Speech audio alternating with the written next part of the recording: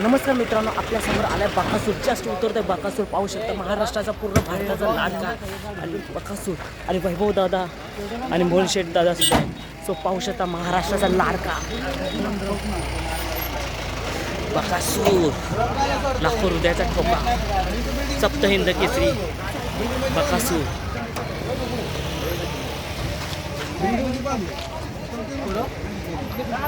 Happy birthday Dolly वैभव दादा आणि मोहिल शेठ. तुम्हाला आपल्या समोर शेठ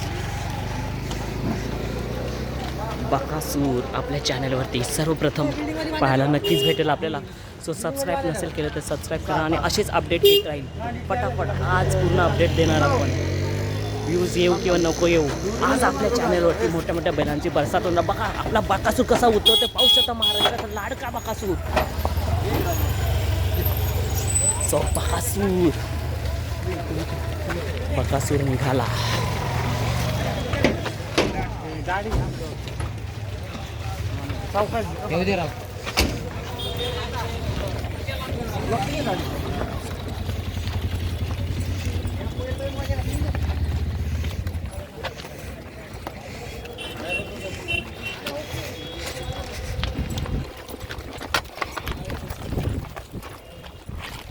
शकता बकासूर, सर्वांचा लाडका, हृदयाचा ठोका असा बकासूर. जातो त्या अड्ड्यात गुलाल घेतो असा बकासूर.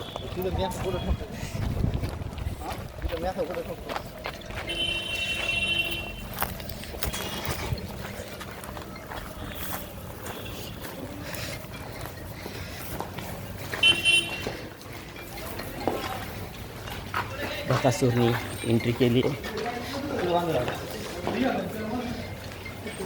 कसा बघतोय बघा बकासूर.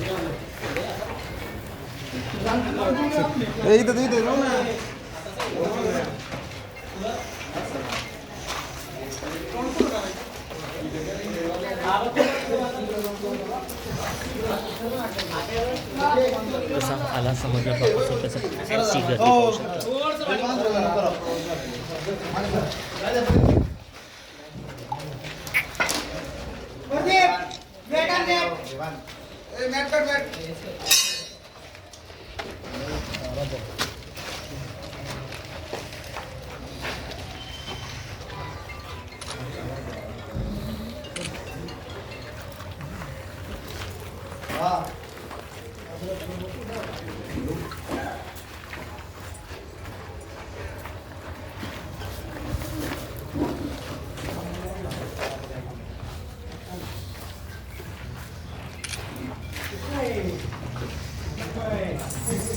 कशी उडी घेतली बाबा कसं नाही. या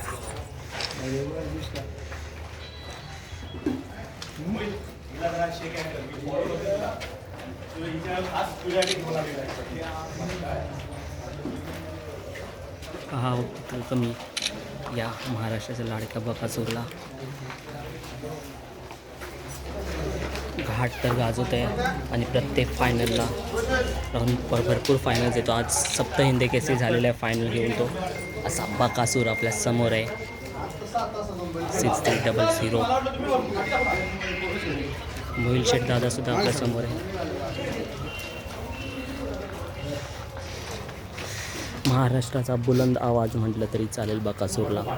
जिथे बकासूर ना तिथे फॅन्सी काही कमी नाही.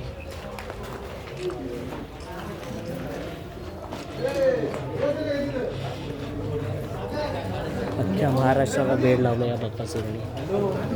आज आपल्या चॅनलमधून बकासूरण्या, मथू, बकासूर, बावऱ्या भरपूर बैलं दाखवण्यात आली.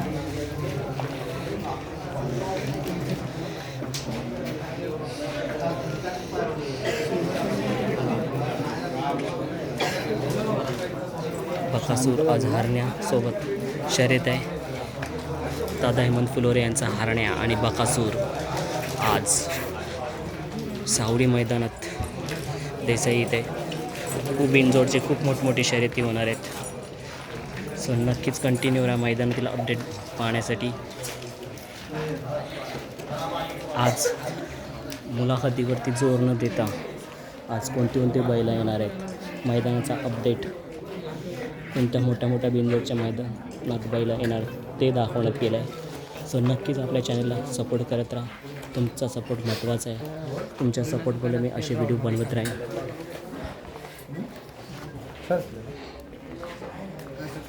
तसा मोठा सोन्या मथुर जितकं पाहावं तितकं कमी, तसा बकासूर मनच भरत नाही त्याला बघितल्याशिवाय. दिसायला खूप लहान, मूर्ती लहान आणि कीर्ती महान अशातला बकासूर.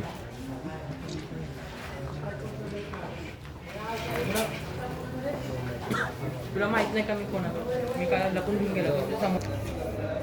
मित्रांनो, आज वैभव दादा आपल्याला भेटलेले आहेत आणि थोडे निवांत आहे, पण जास्त वेळ नाही घेणार आपण त्यांचा. 3 मिनटं जास्तीत जास्त बोलू.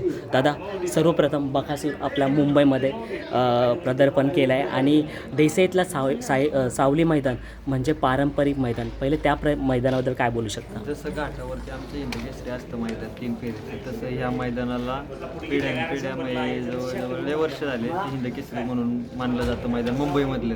आणि मैदान 1 नंबर करणार ते आयोजक, त्यांचाही फोन आलता सचिन शेटला, बैल घेऊन या. सचिन शेटने फोन केला, इकडं बैल आणायचा आहे.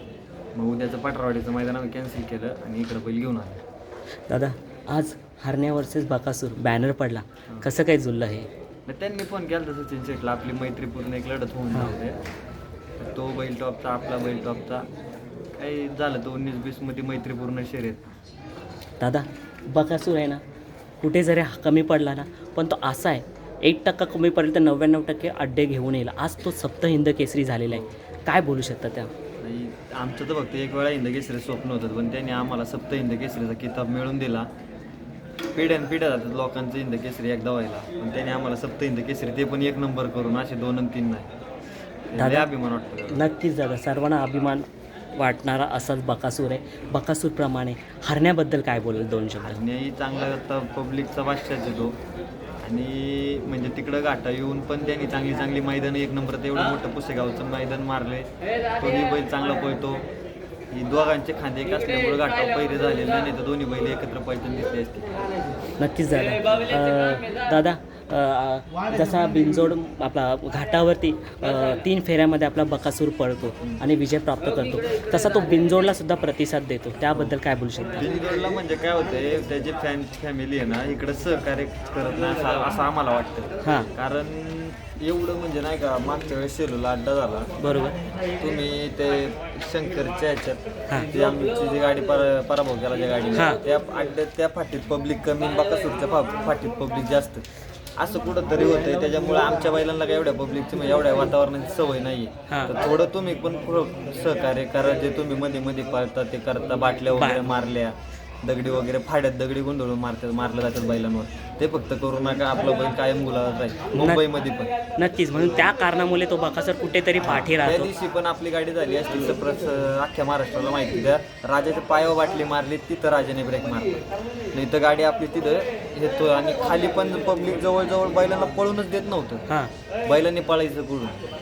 नक्कीच दादा. आणि असा प्रकार मला तरी वाटलं सावली मैदानात नाही होणार दादा. इथं नाही होणार. इथं बॅरिकेडची व्यवस्था एवढी एकदम कडक केली आहे ना, म्हणजे त्यांनी, मी त्यांची मुलाखत बघितली, आयोजक म्हणजे स्ट्रिक्टच आहे. पारंपरिक मैदान ते करून दाखवणार ते त्यावर.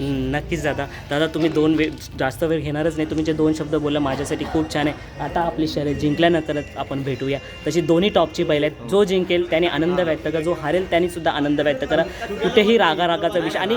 आणि मेन दादा म्हणजे हेमंत फुलोरे दादा हरण्या हे असे मालक आहेत की ते काल बैलाचं कौतुक केलं ना, म्हणजे ते सगळ्या नंदीला त्यांचा नंदी म्हणून समजतात, तसं आपण त्यांचा हरण्या आपला म्हणून समजतो. नक्कीच ही शर्यत मैत्रीपूर्णच होणार आहे, कारण समोरचा जो पैरा आहे, जे दादा आहे ते खूप छान दिलदार मनाचे आहेत. सो दादा, 1 नंबर येतो. नक्कीच दादा, कारण कसला एवढा बैल, एवढं पुस्तकाव झालं, सगळे मैदानं झाली, पण कधीच त्यांनी असा गर्व केला नाही त्या माणसाने. दादा, जेव्हा हरण्या, जसं तुम्ही आता मुंबईमध्ये येतो, तसा आमच्या प्रेक्षकांचा प्रतिसाद कसा असतो बकासूर बैलाला? प्रतिसाद म्हणजे चांगला, म्हणजे नाही का, फॅमिली लय आहे तिकडे बैलाची. सगळ्यात म्हणजे तुमच्या मुंबईमधला बैल नसून सुद्धा पण त्याची एवढी फॅमिली येते, फॅमिली. दादा, त्यावरच मी बोलू शकतो. हा प्रश्न मी दादा मोहिलशेर दादा 2 शब्द. बकासूर आहे ना, आता मी जेव्हा यूट्यूबर आहे, मी जेव्हा मुंबईमध्ये आलो होतो शर्यती दाखवायला, तर मला एकच मी पोस्ट टाकलं मी की मी चाललोय बिंजोडच्या अड्ड्याला सावली मैदानात. तर एक पहिली कमेंट्स काय आली माहिती का, दादा बकासूरला लाईव्ह दाखवा. म्हणजे अख्ख्या महाराष्ट्रात बकासूरचं नाव आहे आणि लोक त्याच्यासाठी पाहण्यासाठी उत्सुक आहे. त्याबद्दल काय बोलाल? महाराष्ट्रात त्याचे फॅन फॉलोअर्स खूप मोठे आहे. आणि त्याच्यावर जेवढे प्रेम करतात ना तेवढे मी आजपर्यंत कुठल्या बाईला प्रेम करताना पाहिलं नाही. त्याच्यावर लय बकासूरवरती खूप लोकांचं प्रेम आहे. दादा तुमची आता दादाकडनंच करार आहे की आम्हाला हिंद केसरी होताना बायचं, पण आज त्यांनी सप्त हिंद केसरी होऊन दाखवलं. त्याबद्दल काय बोलाल? नाही, आमची इच्छा होती हिंद केसरी व्हायची, पण त्यांनी सप्त हिंद केसरी करून दिला. दादा 3 फेऱ्यामध्ये बकासूर तो आपला टॉपचाच आहे, कोणी त्याचा हात पकडणार नाही असा आहे.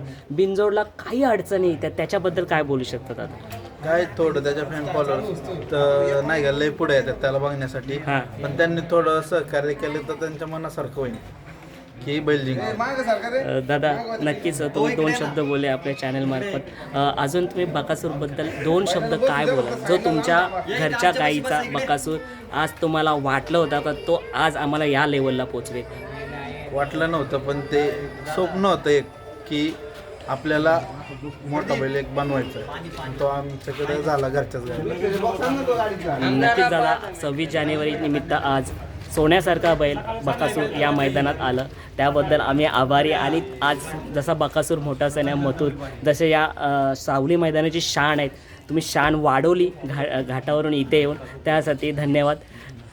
सो मित्रांनो, आपण ही छोटीशी मुलाखत घेतली आणि नक्कीच तुम्हाला ही मुलाखत आवडेल. सर्वप्रथम आपल्या चॅनलवरती बकासूर वैभव दादा आणि मोरशेठ दादांची 2 शब्द बोलले, तर भेटूया आता नंतर त्यांच्याशी.